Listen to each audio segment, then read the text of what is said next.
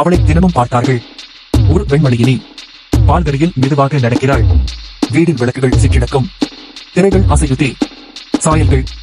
சுவரில் ஆடும் நிழல்களா அல்லது உயிரா? பக்கத்து வீட்டு மக்கள் சொல்ல ஆரம்பித்தாங்க. அந்த பங்களா ஒரு மர்மம். நாள்தோறும் இரவாகும் போது அந்த வீடு உயிர் பெறுவது போலிருந்தது. ஆனால் ஒரு விஷயம் எல்லோரையும் குழப்பிச்சு. அந்த வீட்டுக்குள்ள யாரும் போறதை கூட பார்க்கல. இல்ல, யாரும் வரவில்லை. வீடு பூட்டி இருந்தது. ஒரு சத்தமும் இல்ல. ஆனா இரவா? பக்கத்து வீடுகளுக்கு தூங்க முடியவில்லை. அந்த வீடு முழுக்க மர்ம ஒலிகள். ஒருத்தி நடக்கிறாள். ஒரு சிரிப்பு. ஒரு ரேடியோ ஒலி. யாரோ பேசுற மாதிரியா? மக்கள் பயந்தனர். அந்த வீட்டை பார்ப்பதற்கு யாரும் முன் வரவில்லை. ஆனா ஒரு நாள் அருகில் உள்ள ஒரு திருட்டு சம்பவத்துக்காக போலீஸ் விசாரணை நடத்திய போது அந்த வீட்டில் கதவை உடைத்து உள்ளே நுழைந்தாங்க. அங்க என்ன நடந்துச்சு தெரியுமா? 3 பெண்கள் அவர்கள் படுக்கையில் படுத்தபடியே சிதைந்த உடல்களாக கிடந்தார்கள். அவர்கள் வாரங்களாகவே இறந்திருந்தார்கள். அப்போ இந்த நாட்கள் எல்லாம் யாரை பார்த்தாங்க மக்கள்? யார் அந்த ஹாலில் நடந்தது? யார் விளக்கை ஓன் செய்தது?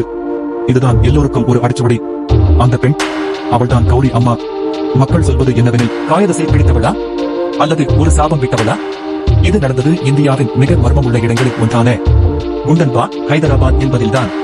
இன்று வரை அந்த பங்களா வெறிச்சோடுதே. யாரும் உள்ளே செல்ல விரும்புவதில்லை. இரவு நேரங்களில் இன்னும் விளக்குகள் பிரகாசிக்குமா? இந்த மர்மத்தை நீங்க என்ன நினைக்கிறீங்க? இது ஒரு விலை கொடுக்க முடியாத ஆத்மாவா?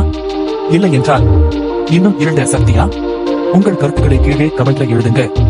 வீடியோ பிடிச்சிருந்தா லைக் பண்ணுங்க, ஷேர் பண்ணுங்க, சப்ஸ்கிரைப் பண்ணுங்க.